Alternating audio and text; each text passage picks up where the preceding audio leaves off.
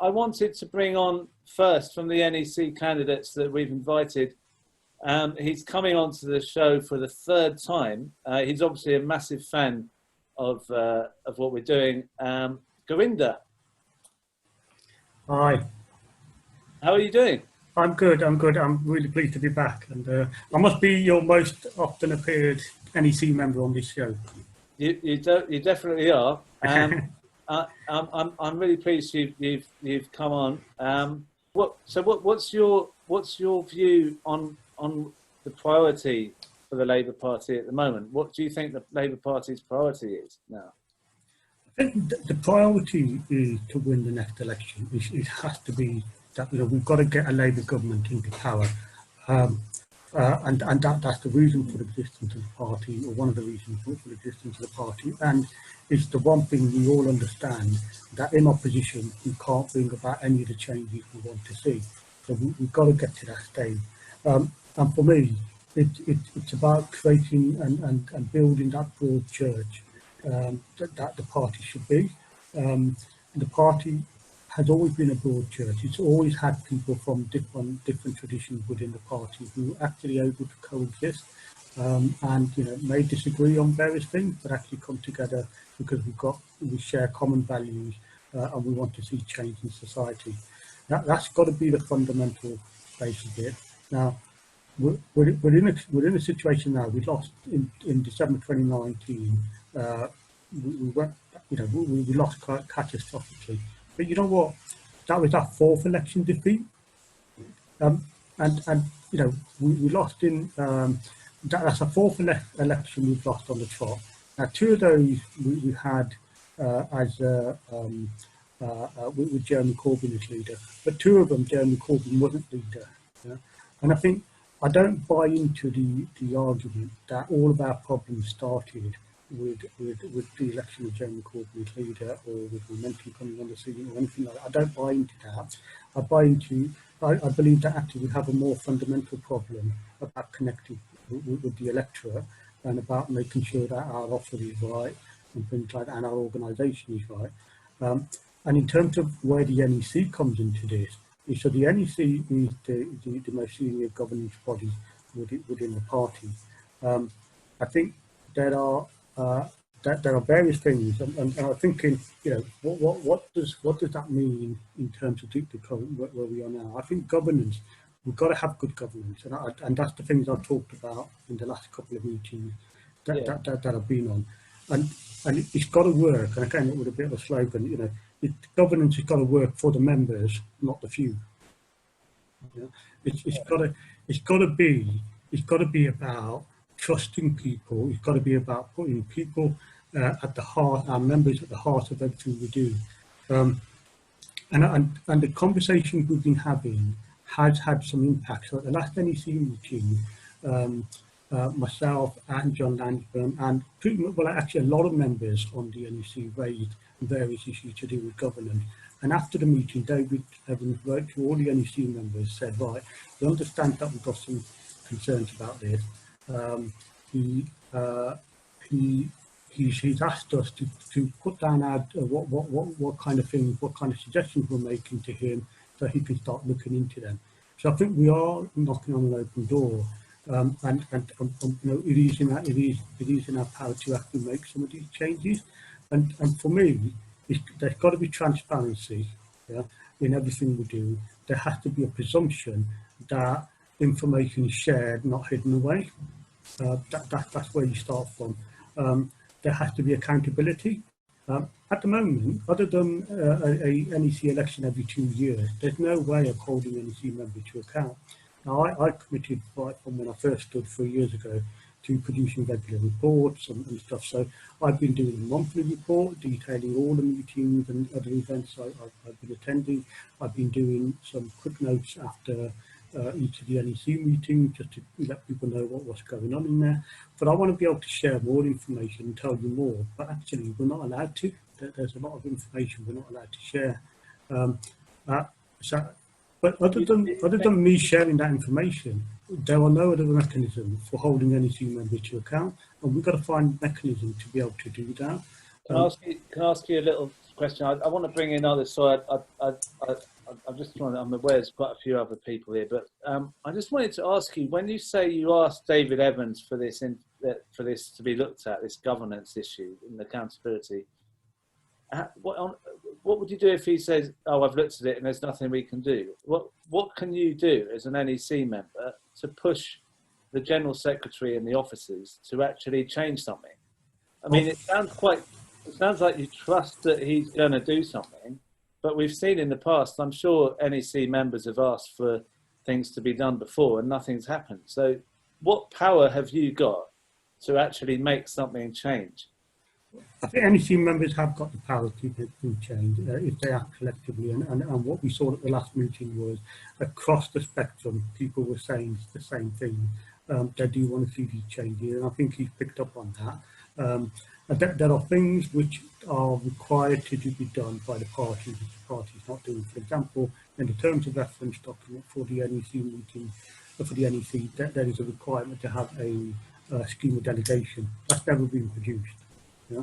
So part of it is just about holding them to account about doing these things.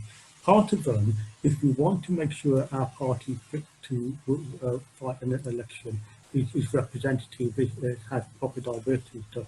And some of these things are just good management tools. So things like holding diversity audits and stuff.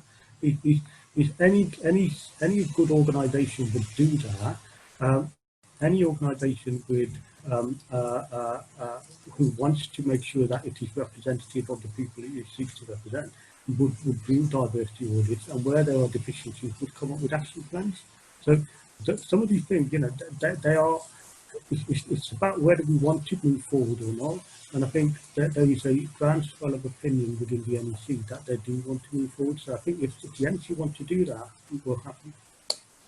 All right. Well, look, thank you for joining us. And you've got your own way of people contacting you if they want to ask you any questions and etc. And thank you again. So you'll be on. When are you on for your fourth time? When you invite me, I'm happy to come on. I think having discussion and debate has always been the best part of standing for the NEC, getting around meeting members. We can't do that physically now, so even online, just discussing ideas and talking to people is probably the best part of it, actually. Thank you, Gurinder. And I've just got Jermain on the call. Jermain Jackman. Good evening. Good evening, everyone. Can everyone hear me clearly? Yeah. You're much clearer than Gurinder. He wasn't very good. No shade to Gurinder. Good evening, comrades. It's good to be here. Thank you so much for inviting me down. I can't stay for too long. Can I just ask you what do you think the priority is for the Labour Party then? When you get it, if you become NEC member, what would you want the Labour Party to do? I was listening to Gurinder, and I agree that ensuring that we have a Labour government is very important. But something that's equally, if not more important, is how we get there. So destination, yes, is very, very important. But how we get there is equally, if not more important. And what I mean about how we get there is our socialist and radical views. What type of society do we want to live in?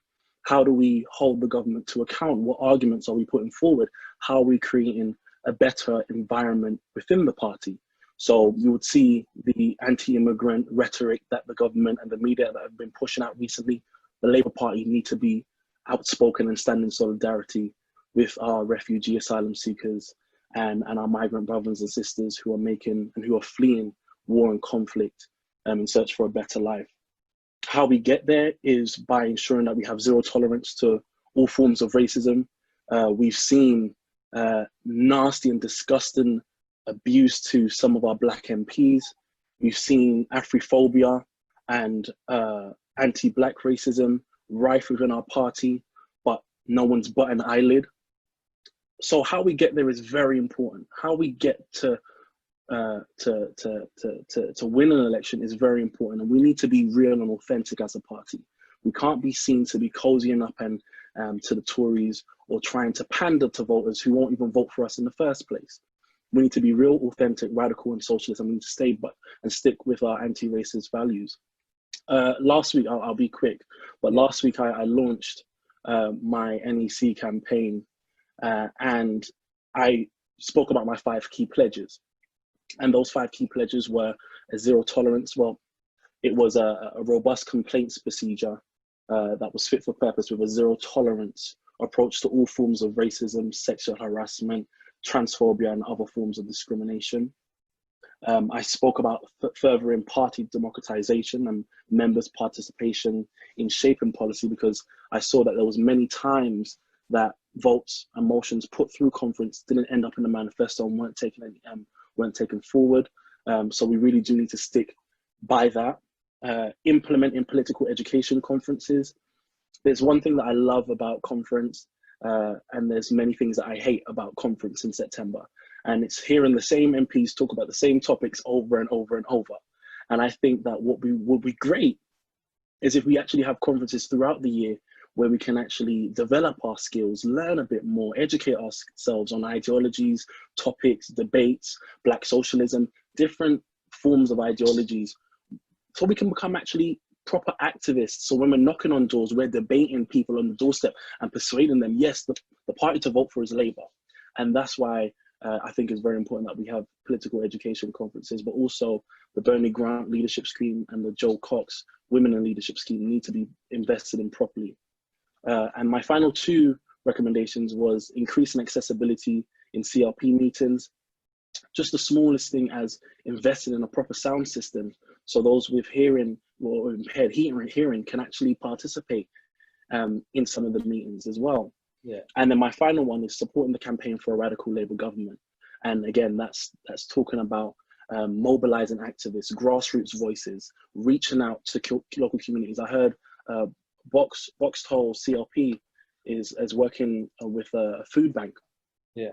And I think it's so key that we have CLPs out in the community, speaking on the issues that affect the local community, speaking on the issues that affect people. So people who might not be voting at all, who might be Labour voters, would say, actually, you know, this CLP is actually being quite vocal on my concerns and the issues that I face, and not just popping up every general election or whenever there's a local election, but they're there throughout the year. And that's the type of CLP that we need. That's the type of activism and grassroots activism that we need in order to support a radical Labour government.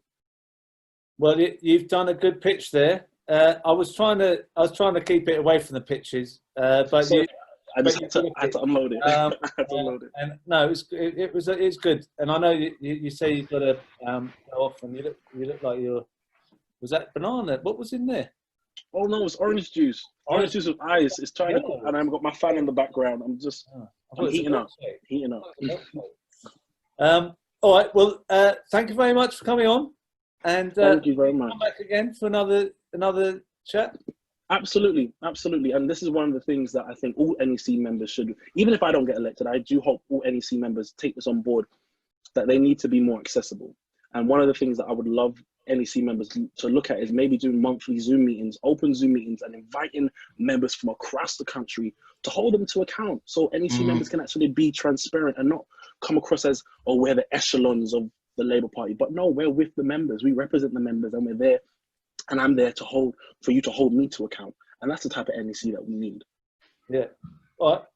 Good idea. Thank you, Jermain. Thank you very much. Peace out, everyone. Love, solidarity to you all. And we've got Cameron Mitchell on the call as well. Cameron, hi, Crispin. You were on the Dennis Skinner tribute show. Yeah, that's right. He's endorsed you as a candidate, I see. Yeah, Dennis has given me his endorsement. That's great. So which is great. It's great to know that he's getting involved in this election as well. So what did you think about what Jermain was saying about the NEC members being more like open to get out there with the members, and it's like I agreed with that point that he made towards the end, and it's been something that I've thought about quite a lot actually. There is a problem with NEC members being able to be held to account, whether they can help it or not. I do think that certain members are quite active in sort of posting on social media and that sort of thing about what their activities have been on the NEC. However, as it's already been pointed out previously, the only real time that we can hold them to account is when we have the elections every 2 years. But I thought that the idea of a Zoom meeting or even sort of Facebook Live, Instagram Live videos where members can actually pitch in with their ideas and ask questions is a good way for NEC members to stay grounded and actually get a grip of the issues that members are facing and actually take on board some of the ideas that they have. So that is definitely something I've been keen to look at if I was elected. As well as that, I think that we do need to be publishing regular reports about what our activities are on the NEC, both on social media and actually a more formal setting. But I did agree with the points that he'd made. And what else do you think the party needs to do to improve the way we get our message across with voters? I mean, you're from a red wall. Yeah. So what do you think Labour's got to do? Do you think they need more money for the CLPs? Well, I thought it was a good idea with what Red was discussing about, you know, getting more involved in the community, looking at something that Broxtowe had done. Actually, a couple of days ago, I went to the Mansfield Schools Out project. And this is a project where activists in the Mansfield CLP and local councillors had actually put together food collections, clothes collections, and people from schools in the local area, students were informed that they could drop by to these sessions and actually with the parents and collect food, items of clothing and that sort of thing, so that they don't go hungry throughout the school holiday. So I think projects like that would be very positive in tackling the austerity measures which the Conservative government have brought in, obviously, since 2010. And as we know, as I think we all know, that'll only get harsher throughout this pandemic. And I think it'll be the working class that will pay the price at the end of it. So I think getting involved in community projects like that is important. However, I also think that if we were to redistribute the funds to local CLPs and branches, I think that money wouldn't just have to go towards community projects, but also towards actually highlighting the messages of the Labour movement and saying that these issues that we're facing in our local communities, places like Bolsover where child poverty is extremely high, this is down to systematic Tory policies that have existed since 2010, and that's the reason that we're facing these problems. So it'd be sort of like practical help, but also kind of educational support. Yeah, I think we need a balance of both, and it's something that we've tried to do in Bolsover to a certain extent. You know, we have tried to get out there in the community, into schools, and say, look, you know, class sizes are increasing, pupil spending per head has gone down in Derbyshire, and the reasons are we have a Tory-controlled Derbyshire County Council, and we have a Tory government in charge. However, I do think that needs to be accompanied with Labour activists getting involved in their community and actually trying to tackle these problems before we get into government. I agree with the first speaker when he says that our priority should be getting into government. However, there isn't going to be an election for years, and we can't allow working class people to suffer until, hopefully, fingers crossed, we do get a Labour government. We need to be actually practical in our thinking about how we're going to help our community in the meantime. Yeah, very good point. I can't see how people can wait 4 years with no. We've got to do something. Many people can't afford to, Crispin, and I fear that in communities like Bolsover, one of the poorest constituencies in Britain, I feel like people will lose their lives during that time if we don't do something radical. It is unfortunate, however, that in places like Bolsover, where it was classed as a red wall seat, we seem to have lost trust. In the Labour Party, we seem to have lost trust. I mean, we had Dennis Skinner, an MP for 49 years in this area, and he was a fantastic MP, and he's got the respect of his constituents still. However, we seem to have lost trust, so I think we need to rethink as well about our strategy in the election, because it does feel like we didn't take these seats for granted, but we didn't ever feel that they would turn Tory. And then when they did, we got a big shock. Yeah. Well, thank you very much for coming on. It's great to see you again, Cameron, and we'll maybe bring you in for another discussion again. Yeah, thank you, Crispin. Thank you. I'm going to bring in Julie Reid, who's another candidate who's in Manchester. Is that right, Julie? I am, yes. I'm in Manchester, yeah. Oh, it looks quite, it's not raining there. It's Manchester. It looks like it might soon, but it's not yet. It's cool outside. It's cool out there. So what do you think about what you've heard about this idea of, you know, we've got to win an election in 4 years, but we can't just watch our communities disintegrate under the Tories. So what do you think the Labour Party can do between now and the general election to... Well, I've been a councillor for 10 years. I've been working in a community for over 20 years. And what you've got to do is try not to separate the two and just realise that if you don't engage with your community, then that's how you lose it. And I'm not suggesting that everybody lost a seat because they didn't engage with the community, because Brexit became such a big issue that it overtook everything else. And, you know, no amount of leaflets pushed through doors would have prevented some of those seats from going. So I want to be clear about that. And obviously the right-wing press targeted Jeremy Corbyn and, you know, had a personal vendetta to make sure that the people who own the capital keep the capital. So we know what the agenda was.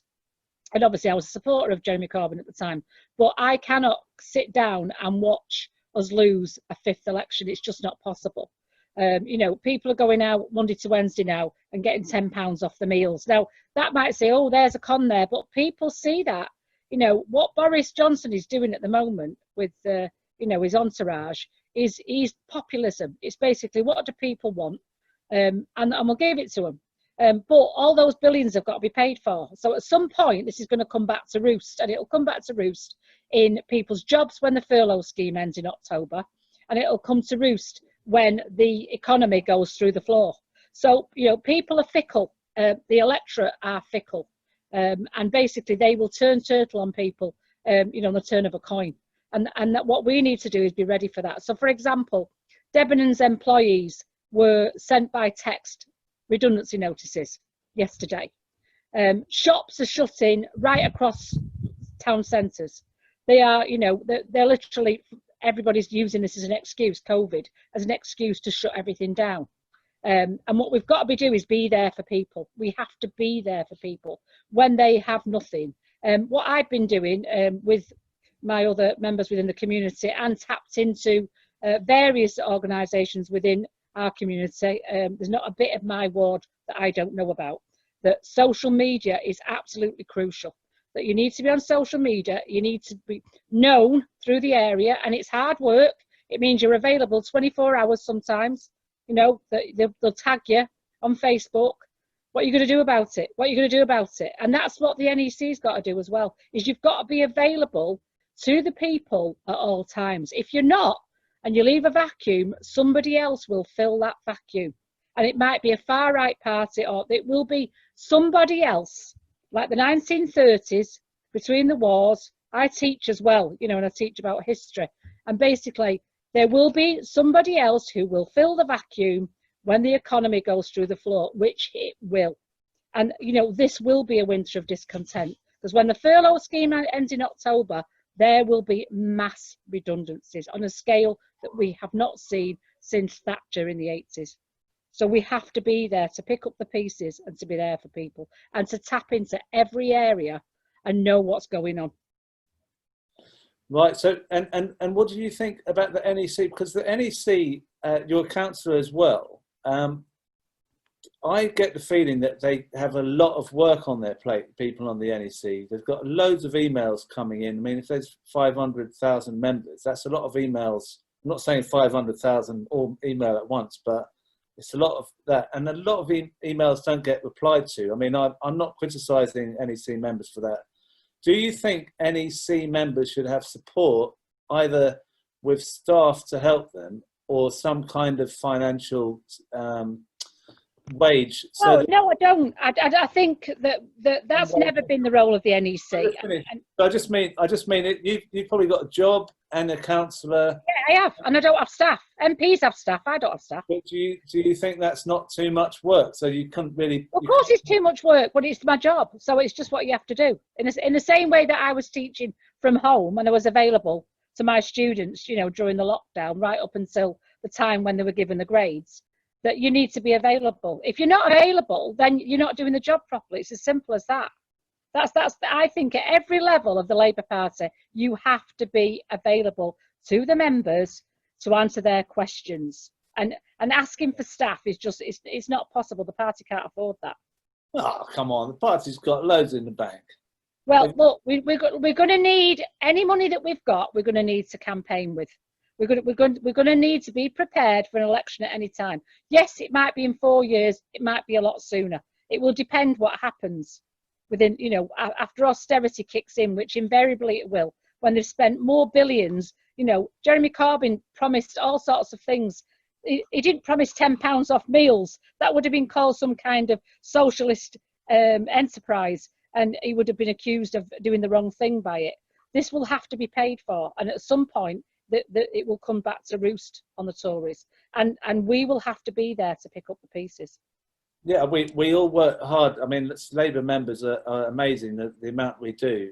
So it's just a matter of, I was just thinking maybe have a little bit of support if you're an NEC member, but you don't want it. So I'm not saying I don't want it. I'm a realist. I'm not, you know. Look, I've been in the party for over 35 years. So, you know, and I've been on marches. I was sat during the miners' strike, supporting them when I was in the CPSA, when GCHQ, you know, were prevented from having union membership. I've been round in circles in the party for many, many years. I've not been around just for the last 2 or 3 years. So, you know, I'm a realist, and I don't want to use pragmatism because I hate that word. But you know, we have to be available to people, and we need to engage in unpalatable conversations that people have with us. You know, when you get attacked for doing something like engaging people on Black Lives Matter, just because it's difficult doesn't mean you shouldn't do it. And you do need to engage with people on every level. And so, you know, if that means you can't have staff and you have to do it yourself, then you have to do it yourself. I'm used to hard work. Yeah, well, I appreciate you coming on the call and all the work you're doing as well. And thank you. And I hope you come back on another discussion as well. Thank you. Thank you. I'm going to invite Vince to call. Are you there, Vince? I'm here. Hello. Where, are you there? I can't see. I should be. I hope. There you are. Right. Good. So, what's your take for a start on the idea that the NEC could do with some support, because there's a lot of paperwork, so many emails, and you probably would have to get a job outside that to pay for yourself to keep going. Do you think that's something that should be considered?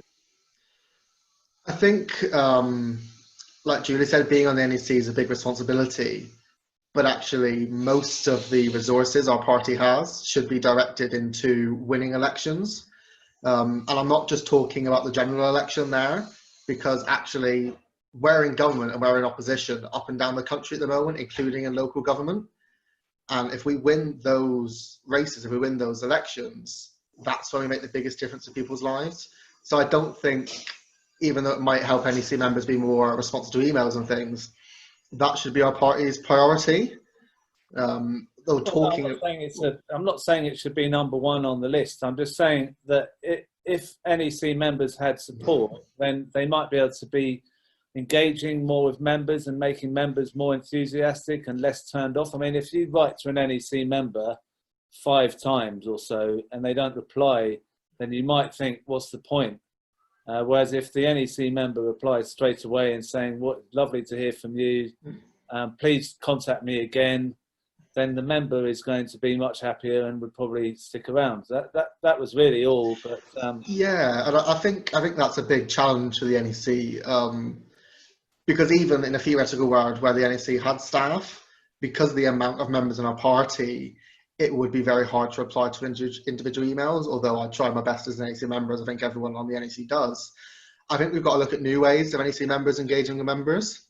For example, in this NEC campaign, I'm offering to visit any CLP who wants me for a Zoom call.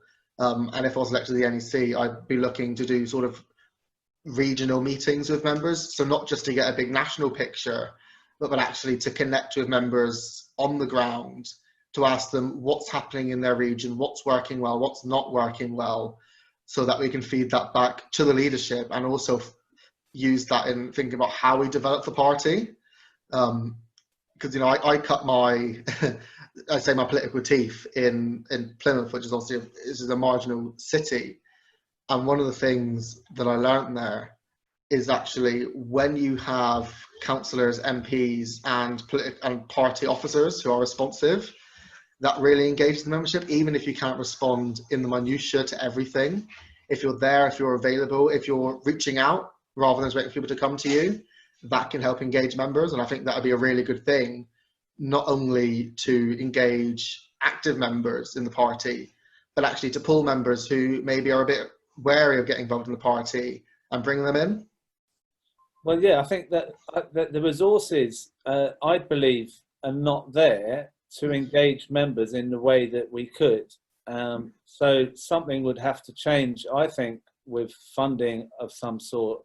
And in some ways, I think members have been seen as fodder for leafleting and just that kind of work. And it's not very encouraging to them. So what do you think you could do on the NEC to make members feel more participatory in? Yeah, and particularly young members. I used to be involved I used to be the chair of Plymouth Labour Students, and one of the things I found there was a lot of young members in particular, and members who worked full time, saying they didn't feel valued in the party because they didn't have the time and they didn't have the resources, or they didn't feel welcome at party meetings because they were seen as, or they felt like they were seen as sort of campaign fodder, like you say. And I think one of the things we've got to do there is actually, if we make our party more transparent, if we get rid of a culture that sometimes exists in the party where members, especially new members, are spoken down to, I think that's one of the ways we build engagement. And actually, if we show people and we create the opportunities for people to get involved in the internal process of the party, we are a political party. We do have a goal to win elections, but also within that, we have a responsibility to our members, which is why I think political education officers and CLPs can be such a good role. If you get people talking policy, that helps us develop good policy for elections. It helps us find out what's happening in our communities, which helps local councillors campaign, and it helps us deliver our local message. Even stuff as simple as highlighting potholes and dog poo and rubbish on the streets, the day-to-day things that impact people's lives, and it helps us address the big national issues that people care about. I think engaging members is really important, and it's difficult, especially with a party this big, but it's something that the NEC and actually CLP officers have to look at and deliver. Right. Well, look, thank you for joining the call. I'm just aware that I'm sort of fighting a battle with the time. I believe that Mark is there in a car. Are you in a car, Mark? I am in a car, yes. I'm sorry, I'm driving up, but I'm not driving, obviously. Someone else is driving. My wife is driving, but we're driving back up to Stoke from London. I had to go down there for work. Anyway. I'm pleased you're not driving anyway. That's the main thing. So what have you heard from to this discussion so far that you'd like to pick up on? I'm actually quite sympathetic with your views in relation to better resources for NEC members. My experience, anyone who's gone into Labour Party headquarters, there's an incredible amount of staff there.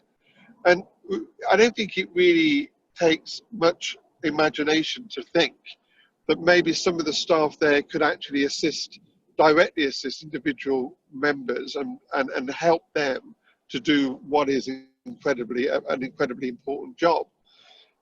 So resources from members of the party who are employees already, and also financial resources, I don't see a problem.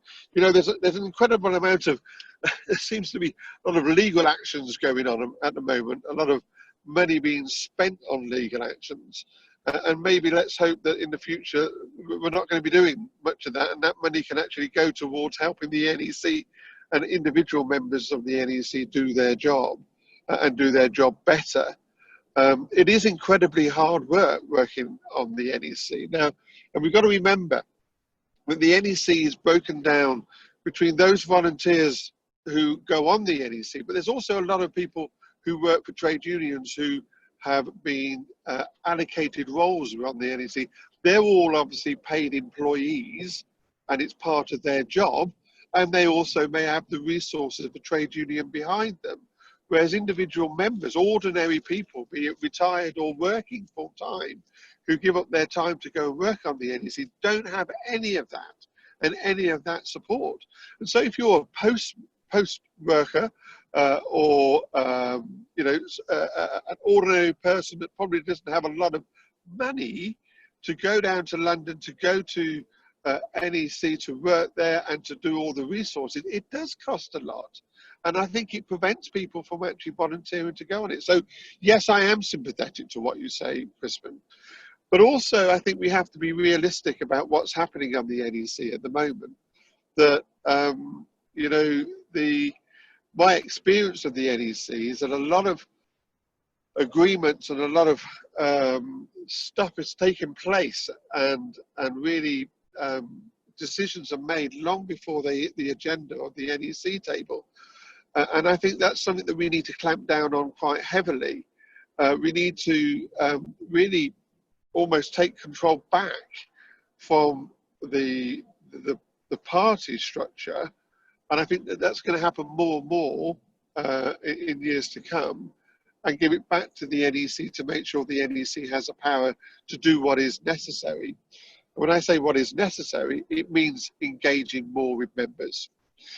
You see, one of my biggest concerns is that as things go, we're going to have less and less contact with members from Victoria Street, from headquarters, from the NEC, from the leadership office.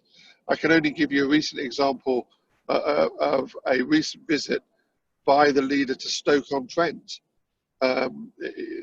Keir came to my constituency.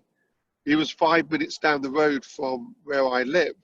I wasn't even told he was there, as what was a parliamentary candidate who worked in that constituency for 3 years, worked hard. I was actually out that day campaigning for the party, but I didn't even know that the leader was there, and nor did any other party member, and nor did the chair of the party, and nor did the chair of the Labour group on the council. And I think that's a shame, because I think that's happened elsewhere in the country, that there's this view, and I'm sure it's not right, but that maybe the leadership office and the party is moving away from the membership. And I think we need to double down on this and make sure the members are more involved. And I think it should be the primary objective, because as I think someone else said, we're the people that go out and knock on the doors and deliver the leaflets and go out on the campaign. And we're the people that are running the food banks. You know, my constituency, our local food banks, we're down there, we're working in them. We don't shout it out, we don't wear Labour Party badges when we go in there, but you take out all the Labour Party members from our local food bank and you won't have people working in them. So I think we need to engage more in our members, and I think it's our priority, and bring them in. And I think in this really crucial time, when we're going through a transition from Corbyn to Keir, for all the party structures, we need to reach out and make sure that our members know that they are as important as our party, as the leader is, as the leadership officers, as the staff who work in the party are. Right. Well, thank you, Mark. And I'm really pleased that your signal didn't go on the motorway. No, there. I thought it might go, but it's actually your signal's clearer than a lot of the people who. Oh, well, that's good. And I'm going to bring in Mish Rahman. Are you there, Mish? Hi, Crispin. How are you? I'm good. Thank you for coming on. I'm not. Well, I'm good. I'm in the middle of a storm. It's dark outside. I wish we had free broadband. I mean, if I pop out, then I'll be back. But it's quite stormy outside. Oh, you think your signal might go? Yeah. But let's crack on. Yeah. So you've heard quite a few people there talking about what they think about the Labour Party and the NEC. There's a lot to talk about there. So what do you think the priority is now? So suppose you get elected onto the NEC, what would your first priority be? Okay. So, I mean, I've heard a lot of what people have said, but quite simply, I think the first priority has to be to fix the relationship between the NEC and the members, and to democratise the party into a real socialist member-led party, because that's bottom line, that's what we are. One of the underlying reasons why the Labour Party continues to lose support, especially, is because the party takes certain sections of the community for granted, amongst them especially young members. Scotland, we know we've lost, working class communities, and particularly the BAME community, as we've seen with certain recent events. So they feel that these communities probably have nowhere else to cast their votes. But year by year, this situation is changing. I mean, there's going to be a time when it's a parallel between the red wall seats and the Labour's BAME voters, where even if they don't vote for the Conservatives, there's a danger they're not going to vote at all. And the party's failings are protected, I reckon, by the lack of transparency and the current shift in the direction of the party towards the political right. And that's leaving communities homeless. We're not going to win in 2024 by out-Torying the Tories. That's simply not going to happen. The only way we're going to win back is by rebuilding the trust in our communities. And there's a certain number of ways of doing that. I mean, I've noticed that you're quite passionate about the redistribution of constituency membership subs. I'm a CLP chair. I know how hard it is to build a fighting fund where we haven't got any money, where the CLP money isn't distributed, in my opinion, fairly. That money needs to be distributed better than the current £2.50 per member. And by doing that, there's so much that we can do in our communities. So we're going to face the biggest recession we've ever seen, and post-COVID, and we're going to have so many people out of work. And what are we as a Labour Party doing to support our communities? So locally, what we're doing in certain areas is, in my area in Walsall, which is a red wall seat, we're planning, working with the local trade Unite community branch. I'm a Unite the Union member. And what we're trying to do is set up surgeries so we can help these people that are going to set up different surgeries in different wards. So anybody who's going to be signing up to Universal Credit, we're going to help them because there's a lot of things going on with Universal Credit, the help needed. We're going to help them sign up. So we'll be having people that are skilled within the party, offering volunteering an hour a week to help them. And then not just that, through building party subs, it increases the fighting capacity of winning back these red wall seats. I believe personally that every constituency, whether it's a safe Labour constituency or a safe Tory constituency, it should have a Labour Party office, either a shop in a high street. I mean, up north beyond London, you could get shops for £100 a week. The cost of it is about 200 members' subscriptions per year. I mean, this is something that you need as a community hub. One of my comrades, I've noticed, is on the call, Alan Gibbons from Walton. He's wrote an article about the Walton model, how to win back communities. You build back the trust by going out and acting beyond politics. Run a cinema club, run a local mutual aid group, get yourself involved in gardening societies. You've got to win back the community by working with them. I've also noticed people saying about the NEC, how it works, how they're going to prioritise their time. If I'm elected on the NEC, what I will do is I will hold regular Zoom surgeries, just like any other constituency rep would, whether you're elected local councillor, whether you're elected local MP. That's a good way of interacting directly with CLP members, because at the bottom, at the end of the day, what we're going to be representing is the CLP members. I'm not there to make friends with the leadership. my responsibility is to CLP grassroots members and to be their grassroots voice. We're going to represent the best interests of our members and make sure that we fight for our members. Because quite frankly, recently CLP members haven't been fighting for CLP members. They've actually been voting to make CLP meetings not happen. So this is quite disappointing for CLP reps to do that. So what we should be doing is representing the CLP voice. Well, thank you, Mish. You made it through the whole storm. You made it through the storm. And thank you for coming on. And we'll speak to you another time. Come on another show, yeah? All right, cheers. And our last but not least, by no means least, whatever it is that silly saying, is John Wiseman. Are you right, John? Yeah, I'm fine. Thanks very much, Crispin. I've just enjoyed the candidates this evening. I think there's been some really outstanding contributions. I thought Mish's was very good.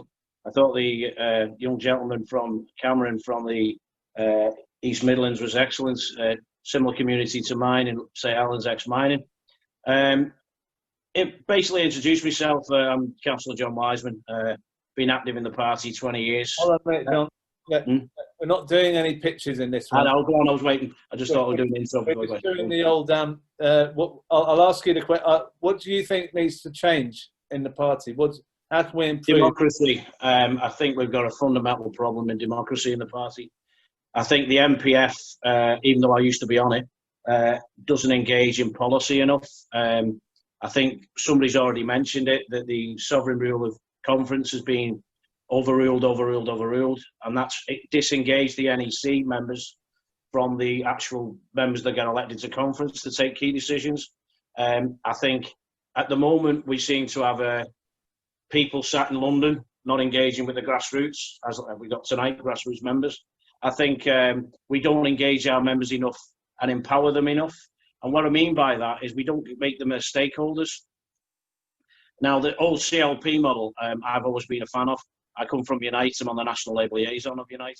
And I do feel the role of trade unions is really important, likes of the cooperatives in CLPs, the fact that we need to engage more in our communities, which has already been mentioned. Alan talked about, Alan Gibbons has been on, I've noticed. He talked about Walton constituency, which I'm involved in one of the food banks there, Liverpool 6 community food bank. I think engaging them sort of things. Teardrops in my local area, also another food bank, and Hope. But I think we need to go, not just go, we need to give people hope. We can support people through food banks now, but what are we going to do for them in the longer term? And what's the party going to do for them in the longer term? And we've had a radical set of socialist policies. That came out through Corbyn. Ed Miliband took us towards that. Jeremy took us way towards that. And I think people got engaged for the first time in the party. The membership shot up to over 500,000 people. And we started getting people turning up to events, talking about things they'd never been talking about before. They'd never been in politics before. And I think the party's not listening to those people. What we're doing, we open the door under Jeremy and Ed, and we seem to be closing it again. And that's the fact, is we're not engaging well how they feel about things. A radical agenda, because that's what's going to need in coming out of COVID. And the way you do that is engaging your CLPs, and that means funding them. So it's been mentioned by numerous candidates on here who all do a fine job, and they've all mentioned the same fundamental thing: funding constituencies so they can engage in the policy making process, engaging people so they're not voting fodder and they're not out there just to post leaflets the likes of me as councillors. We've got to make sure that we engage these people, and I don't think it happens, and I don't think we're engaging them enough to make the decisions in the process. That it's like a vicious circle. If I don't engage you, you're not going to be able to say to me, this is my opinion. Can you put my opinion forward to the next stage? I'm a regional executive member for the Northwest in Merseyside. Alan's example of a CLP is one of the excellent ones across Liverpool and Merseyside, who actually engage with the community. They actually talk to people. They don't just provide food banks. They have all sorts of community engagements. They get the councillors actually doing stuff in the community if they're not already doing it. Their local LCF staff. I think what we, as politicians, it's about serving your populace.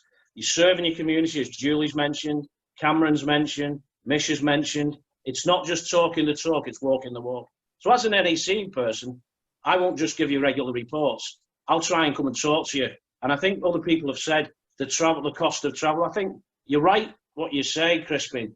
Giving people mileage to travel to constituencies so they can actually go and engage with their members or the people they represent is a good idea. I don't think this allowance thing is probably taking a bit far, but the fact is mileage. So if you can't do things through accessibility like Zoom, if people want you to come and visit, then the mileage should be paid for that NEC person to get. Now, a reasonable rate, 20p, it is in the Labour Party, I think, at the moment, 20p a mile.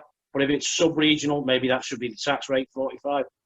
Something you mentioned about finance, and I don't know if you're aware of this, Crispin, there's a £1.6 million fund that's not being used at the moment for organisers. And it was there, and I keep mentioning it, my National Labour liaison to NEC people, and it's still not being mentioned out there that some of that money weren't used in the last general election. And I don't know why it weren't.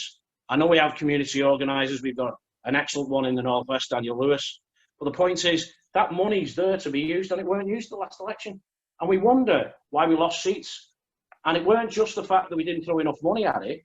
It's the fact is we didn't have enough organisers, enough infrastructure to support candidates. And those candidates were screaming for more support, and they didn't get it. They got the support from the grassroots. That was their army. And apart from the grassroots, we would have been even worse, the result. And one final point about the red brick seats. We lost a constituency of Lee, ex-mining town, one of the poorest in the northwest of England, and Julie would know it well, being Greater Manchester. How can you elect a seat that fundamentally was built on manufacturing? Because we don't have a manufacturing base left in this country, because the Tories ripped it out during the 80s, affected my town in the mining community. My ward's never recovered after 3 pits in the ward closed. How are we ever going to reach those people we've lost during the 80s, the 90s and the 2000s if we don't start talking to them? And it's not just about councillors, it's about our current leader, Keir. It's not just about Keir, it's about everyone else. It's about Angela, because she's been very quiet since the general election. I like to see more of her because I know she's a progressive. And what we're going to do about making sure that our councillors, CLP secretaries who work voluntary for nothing, who don't get as enough support from regions, who don't get support nationally. I know our region might be the exception. We've got some excellent organisers. How are we going to engage those people? So it's not just finance. It's not just one solution. It's policy. It's engaging on not just racism, all sorts of discrimination. I think we can't just say it's one thing or another. But I think we really, as a party, we really, really, really need to be working in our communities and building a base so we can win back some of these seats that we should never have lost in the first place. Sorry. Okay, all right, John. Thank you for coming on. So we've gone through that's eight, I think, 8 candidates, and I'm a candidate as well, but I'm sort of like not flexing myself here. What we're going to do, I think, is every week we're going to keep doing these discussions, bring more candidates in who couldn't make it this time. I invited everyone in the 2 main slates to come on, so hopefully we'll get more people to speak, because I don't think this should just be about voting without discussion on policy. We have to talk about what policies the NEC members have to put into place, really. And I'm pleased that there's been quite a good turnout on the call today as well, despite the heat and the storms and the bad signals.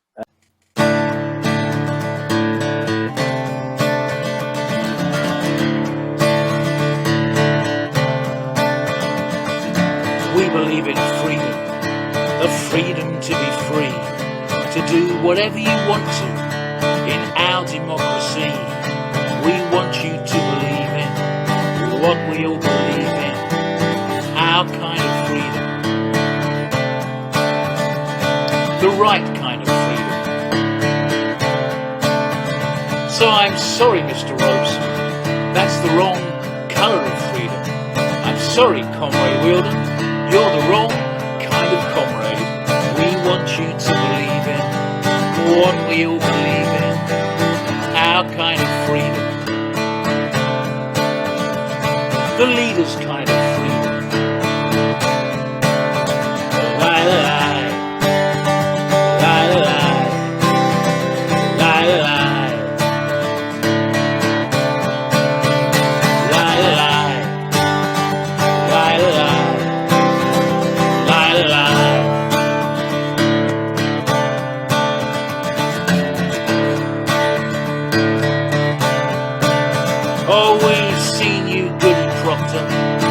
kissing Trotsky's ass. We've overheard you talking Palestinian to your mouse.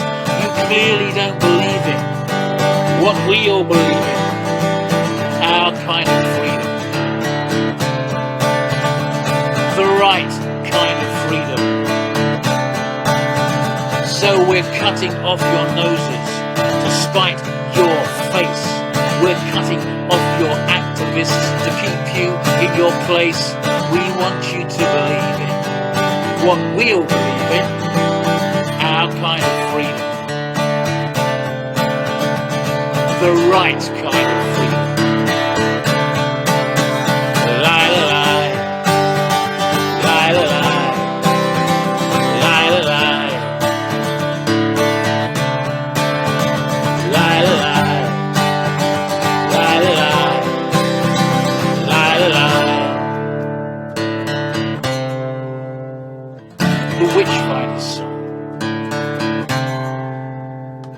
The Witchfinder's song.